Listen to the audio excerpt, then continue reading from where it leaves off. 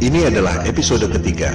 Pada 2 episode sebelumnya, kita sudah menjawab 3 dari 10 argumen yang selama ini membuat kita yakin bahwa bumi berbentuk bola.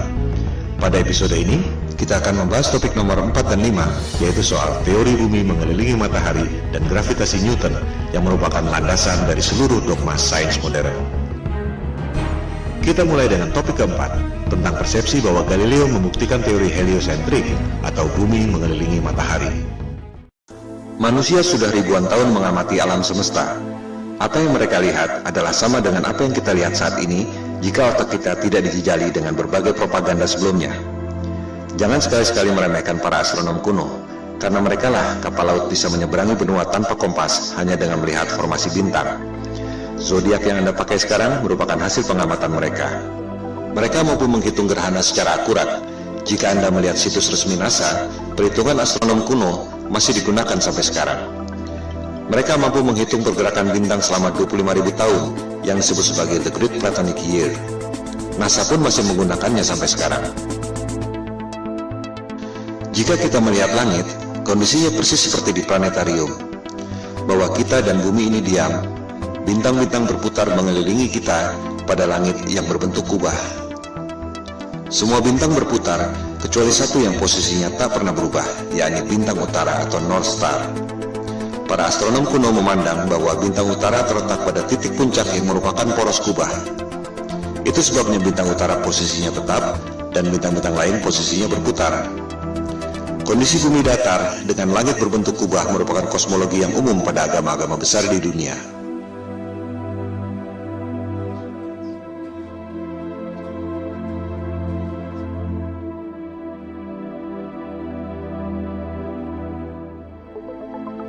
Yang tak banyak diketahui orang adalah peta standar dunia sebelum berdirinya NASA tahun 1958 adalah peta bumi datar.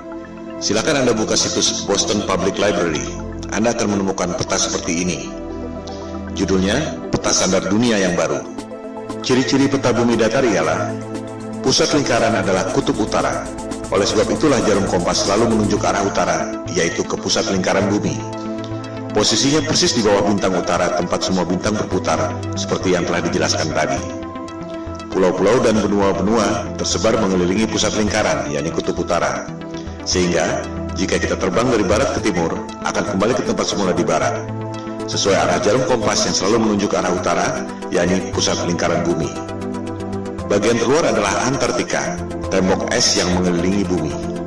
Jika peta itu di zoom, tulisannya adalah lingkaran Antartika. Tak ada kutub selatan pada peta bumi datar. Antartika bukan benua, melainkan tembok es yang mengelilingi bumi.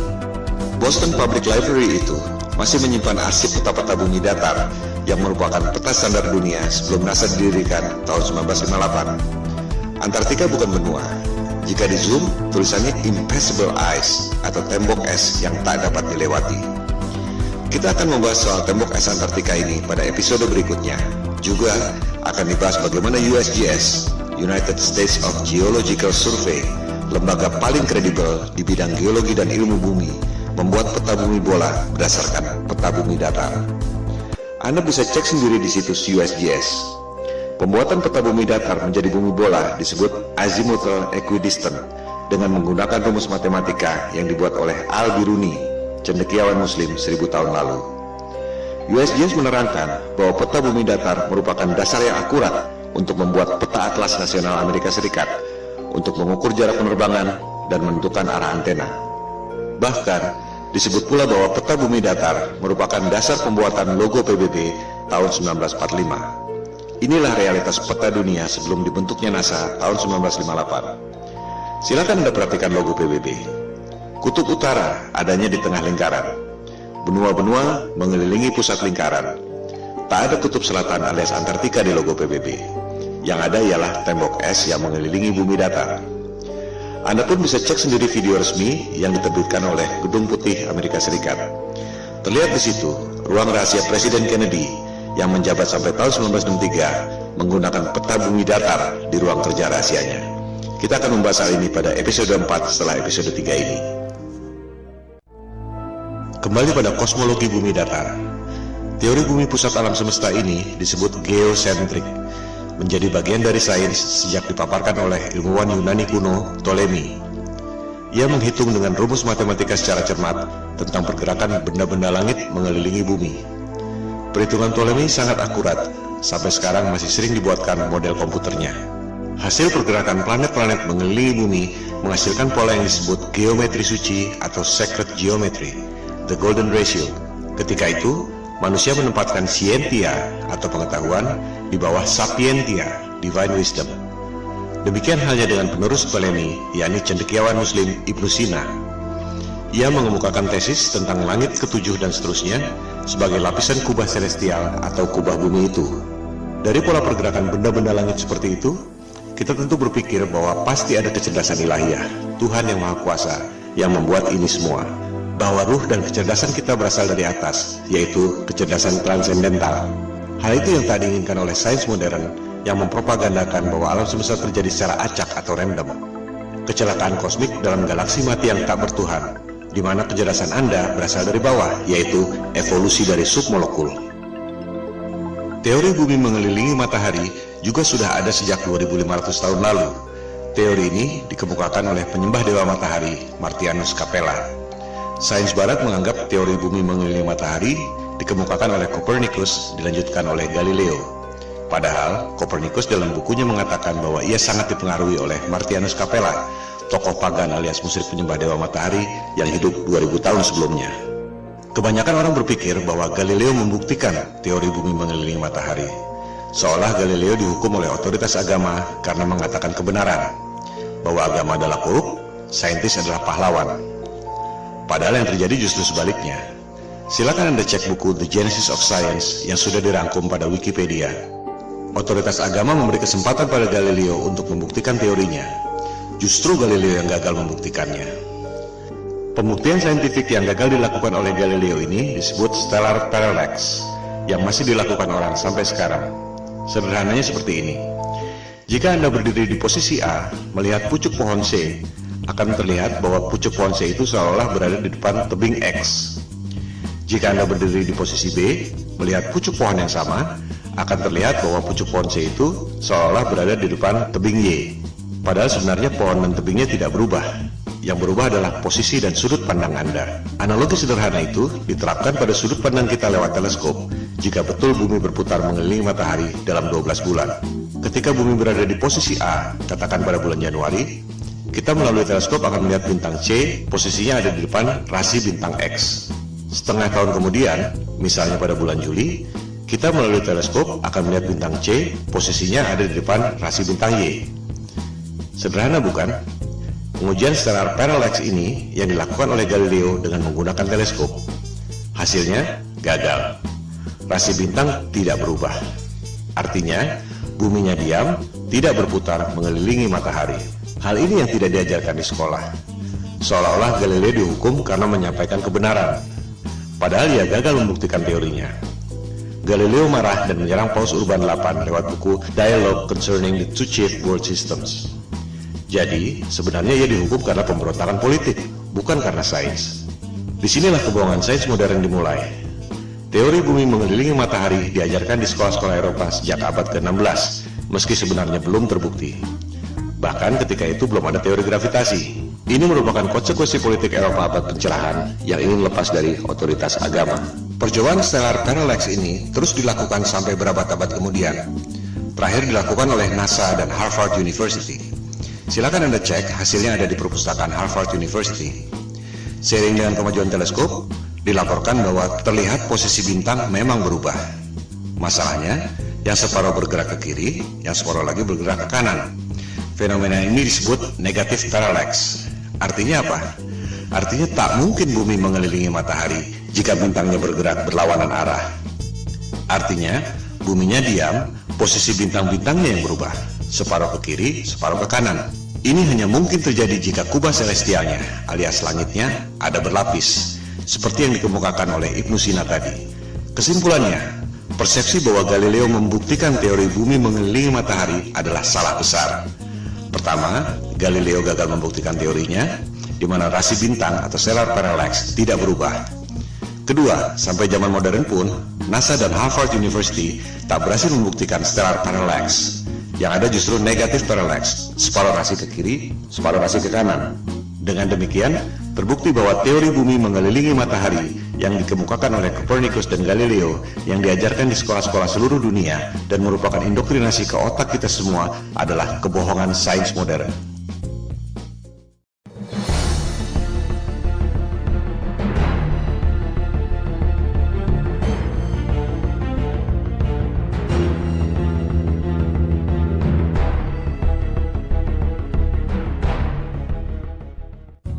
Teori gravitasi adalah fondasi utama yang merasionalkan teori bumi bola mengelilingi matahari.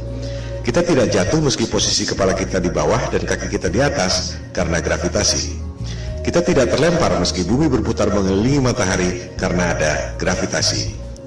Tapi, bisakah Anda menjawab mengapa air laut bisa nempel seperti kena power glue sementara balon gas bisa terbang? Bisakah Anda menjawab apa yang membuat matahari punya gravitasi sehingga mampu menarik planet-planet mengelilinginya? Kalau Anda bisa menjawab, silakan ajukan ke Komite Nobel. Sebab Einstein pun sudah berusaha menjawabnya dengan teori relativitas dan ia tak dapat hadiah Nobel untuk itu. Kebanyakan orang tak menyadari bahwa gravitasi Newton dan juga relativitas Einstein adalah teori, bukan fakta. Mari kita buktikan. Newton mengemukakan teori gravitasi tahun 1678 untuk merasionalkan teori bumi mengelilingi matahari yang terakhir dikemukakan oleh Galileo tahun 1615. Ketika itu, orang baru tahu ada medan magnet bumi lewat buku yang ditulis oleh William Gilbert berjudul The Magnet. Yang dimaksud The Magnet di sini adalah medan magnet bumi yang membuat jarum kompas selalu menunjuk arah utara. Gilbert mengatakan bahwa bumi ini seperti medan magnet raksasa. Lewat legenda apel jatuh ke kepala Newton, ia berasumsi dan berteori bahwa benda jatuh karena gaya tarik bumi. Persis seperti medan magnet membuat jarum kompas menunjuk arah utara. Padahal, jika kita ganti jarum kompas dengan kayu, maka medan magnet bumi tak dapat menariknya. Dari situ, untuk mendukung teori bumi mengelilingi matahari, Newton berasumsi dan berteori bahwa planet-planet mengelilingi matahari karena gravitasi. Ia pun membuat rumus gravitasi yang terkenal itu. Rumusnya memang benar, menghitung massa dua buah benda, jarak, dan gayanya. Tapi itu tidak membuktikan bahwa bumi punya gaya tarik. Silakan Anda cek, Newton tak dapat membuktikan mengapa apel jatuh ke kepalanya secara vertikal, tapi bumi terkena gravitasi matahari, berputar keliling-keliling, tak ada habisnya. Sebuah fenomena bisa dijelaskan lewat penjelasan saintifik yang berbeda. Mari kita ambil beberapa contoh. 1. Fenomena elektron berputar mengelilingi inti atom. Apa penyebabnya? Newton akan menjawab gravitasi, persis seperti bumi mengelilingi matahari. Betul? Jelas salah. Niels Bohr, ilmuwan penemu kuantum leap dalam atom, mengatakan bahwa itu disebabkan oleh elektromagnetik, bukan gravitasi. Tak ada gravitasi pada atom. Rumus gravitasi Newton sama sekali tak bisa diterapkan untuk menghitung pergerakan atom. Di sini letak inti masalahnya. Ketika Newton hidup, ia tak tahu ada elektromagnetik. Oleh sebab itu ia berasumsi bahwa planet mengelilingi matahari karena gravitasi. Contoh kedua, fenomena matahari dan bulan berjalan pada porosnya. Apa penyebabnya? Newton akan menjawab gravitasi. Memang itu tujuan ia mengemukakan teori gravitasi. Nikola Tesla akan menjawab elektromagnetik. Persis seperti elektron berputar mengelilingi inti atom, suatu hal yang belum diketahui Newton selama hidupnya. Tesla dapat menciptakan semua temuan-temuan yang dahsyat itu yang telah dipaparkan pada episode sebelumnya karena menganggap bumi ini bukan planet yang mengelilingi matahari. Bumi adalah pusat alam semesta yang memiliki energi dahsyat, termasuk menggerakkan matahari, bulan, dan bintang-bintang pada kubah celestial. Ia pun mengatakan matahari dan bulan digerakkan secara wireless oleh medan elektromagnetik yang ada di ether. Lebih jauh lagi, ia mengatakan bahwa kubah bumi atau kubah celestial itu terangkat karena medan elektromagnetik. The only force you need to counter is the electromagnetic force, not gravity. Kata-katanya adalah the only force. Bahasa terangnya, gravitasi adalah ilusi. Tesla pun mengatakan bahwa bintang-bintang menempel pada kubah celestial atau the firmament, bahasa Alkitab Taurat, terjemahan King James. Contoh kasus ketiga, fenomena besi tenggelam dan gabus terapung di air. Apa penyebabnya? Newton akan menjawab gravitasi. Besi tenggelam karena ditarik oleh gaya tarik bumi. Archimedes akan menjawab berat jenis. Besi tenggelam karena berat jenisnya lebih besar dari berat jenis mediumnya, yaitu air. Gabus terapung karena berat jenisnya lebih kecil dari berat jenis mediumnya, yaitu air. Kita lihat, sebuah fenomena bisa dijelaskan dengan paradigma sains yang berbeda. Contoh kasus keempat, fenomena balon helium terbang di udara. Newton dengan paradigma gravitasinya mungkin terpaksa menjawab anti-gravity. Archimedes akan menjawab dengan hal yang sama, berat jenis. Balon helium terbang karena berat jenisnya lebih kecil dari berat jenis mediumnya, yaitu udara. As simple as that. Coba kita simak baik-baik foto ini. Air laut bisa nempel tanpa ada setetes pun yang tumpah. Sementara, kalau kita goyangkan gelas ke atas, air pasti muncrat ke atas sebelum jatuh ke bawah. Padahal, tenaga kita tidak sebesar tenaga samudra. Karena sudah diindoktrinasi sejak kecil dan menganggap bumi bola adalah fakta, kebanyakan orang akan mengatakan bahwa air laut tidak tumpah dan kita tidak merasa bahwa kaki kita ada di atas karena ada atmosfer yang terkena gravitasi. Contohnya adalah gambar ini. Betul? Salah. Itu adalah gambar imajiner tentang medan magnet bumi. Banyak orang mengira gravitasi adalah medan magnet bumi, padahal bukan. Seperti dilihat pada gambar itu, ada jarum kompasnya. Artinya, itu adalah medan magnet bumi yang membuat kompas menunjuk arah utara, bukan gravitasi yang mampu menarik orang ataupun gajah. Gambar tentang gravitasi adalah seperti ini. Di situ tulisannya, gravitasi membuat semua yang ada di bumi ini stabil. Apakah itu gambar ilmiah? Jelas bukan. Kita juga bisa membuat gambar bumi berbentuk kotak, atau bisa juga kita bikin bumi berbentuk trapesium dengan klaim yang sama. Itu semua adalah gambar imajiner. Coba kita perhatikan gambar ilustrasi gravitasi bumi itu. Apa yang janggal? Kita bandingkan dengan gambar medan magnetik bumi sebelumnya. Di gambar kanan itu, kita lihat ada kutub positif, ada kutub negatif. Ada gaya tarik dan ada gaya tolak. Sama seperti gambar besi magnet. Ada gaya tarik, ada gaya tolak. Ini adalah hukum kekekalan energi. Energi tak dapat diciptakan dan tak dapat dimusnahkan. Hanya bisa berubah bentuk. Contohnya, orang niup balon. Jika balonnya mengembang, pasti paru-paru yang niup itu mengempis. Tak mungkin ada balon mengembang terus jika tak ada energi lain yang mengempis. Inilah hukum kekekalan energi. Nah, itu teori gravitasi, ada gaya tarik bumi, tapi tak ada gaya tolak. Di mana logikanya? Ini bertentangan dengan hukum kekekalan energi. Sekali lagi, gambar-gambar pendidikan yang canggih-canggih itu adalah gambar imajiner. Tergantung asumsi orang yang membuatnya, bukan berarti bahwa itu fakta. Newton tak dapat menjelaskan mengapa bumi bisa punya gaya tarik. Yang bisa menjawab itu adalah Einstein tahun 1905. Dia bilang, gravitasi terjadi karena massa yang besar seperti bulan, bumi, matahari membuat ruang dan waktu melengkung. Wow, sungguh ide yang brilian yang tak terpikirkan dalam imajinasi saintis manapun di dunia. Itu yang membuat Einstein seorang jenius yang lain dari yang lain. Sebuah teori yang sangat indah. Pertanyaannya, apakah teori itu betul? Itu cuma teori yang ada dalam tulisan dan gambar, tak pernah ada di alam nyata.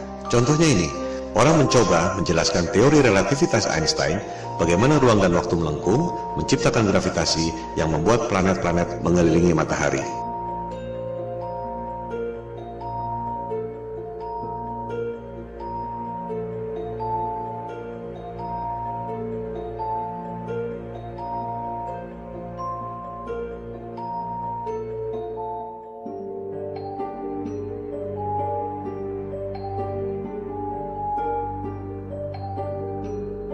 Kita lihat, tetap saja bola-bola yang kecil itu jatuh kan? Tak mungkin ada benda berputar-putar terus selama ribuan tahun.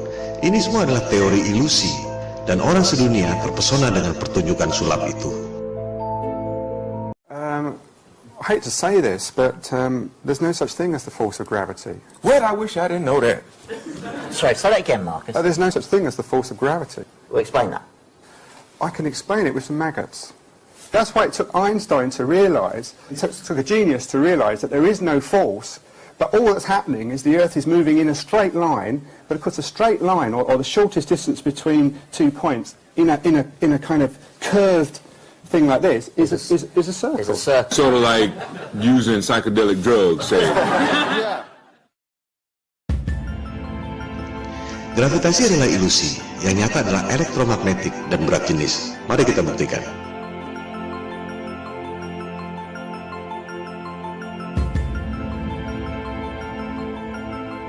Jadi, betul kata Tesla. Satu-satunya gaya yang harus kita hadapi adalah elektromagnetik, bukan gravitasi. Elektromagnetik bisa kita buktikan lewat benda-benda nyata, bukan cuma gambar-gambar konsep imajiner seperti gravitasi. Huge alternating electric current. On top is a 1 kilogram aluminium plate. So we hear this noise. What's that noise? It's the vibration of the plate because it's vibrating at 2 times the frequency of this one.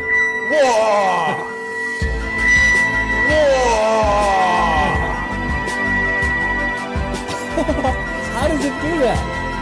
To find out, I've come to the place where it all started, the Royal Institution in London. Ini semua bermula dari abad pencerahan Eropa, di mana kelompok Freemason atau penyembah iblis yang kebanyakan adalah para intelektual, raja-raja, bangsawan, dan aristokrat ingin menggantikan peran agama dan ketuhanan untuk menguasai umat manusia di dunia. Mereka tidak melakukannya dengan tentara seperti Genghis Khan atau Alexander yang Agung. Kaum Freemason melakukannya lewat intelektual, propaganda, dan mind control. Bermula dari teori bumi mengelilingi matahari. Supaya kelihatan masuk akal, dibuatlah teori gravitasi. Padahal benda jatuh ke bumi karena berat jenis, dan benda bisa berputar-putar dalam orbit karena elektromagnetik. Untuk membuktikan bahwa gravitasi itu nyata, Einstein membuat teori relativitas. Ruang dan waktu melengkung dan membuat gravitasi. Padahal, kalau konsep itu dibuktikan lewat benda, terbukti bahwa benda-benda yang kecil-kecil itu pasti jatuh juga ke benda yang besar. Supaya kelihatan rasional, dibuatlah asumsi baru. Ada kekuatan maha dahsyat yang membuat benda itu berputar-putar, yaitu Big Bang. Apakah Big Bang itu fakta? Jelas bukan. Itu adalah teori. Bahkan di kalangan mereka sendiri pun, Einstein misalnya, tak percaya dengan Big Bang. Ia berpikir bahwa alam semesta ini steady state, tak ada awal, tak ada akhir. Big Bang dan gravitasi adalah Tuhan palsu sains modern. Semua pertanyaan yang tak terjawab dilemparkan pada dua hal itu. Media-media dan dunia pendidikan mempropagandakan teori Big Bang seolah fakta, lengkap dengan gambar-gambar canggih yang sebenarnya cuma imajiner. Berikut usia alam semesta 14 miliar tahun yang sebenarnya cuma perhitungan matematika berdasarkan asumsi. Oleh sebab itulah Tesla mengatakan, para saintis ini hanya menghitung matematika dari rumus ke rumus, dan akhirnya menciptakan struktur yang tak ada hubungannya dengan realitas. Model alam semesta berdasarkan asumsi matematika itu, jika asumsi dasarnya salah, maka semuanya runtuh.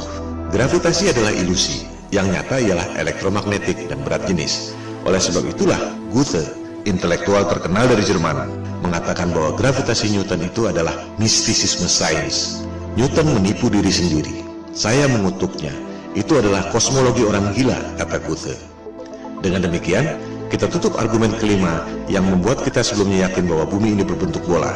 Gravitasi Newton adalah teori, ilusi, konsep imajiner berupa gambar-gambar yang tak pernah bisa dibuktikan lewat benda.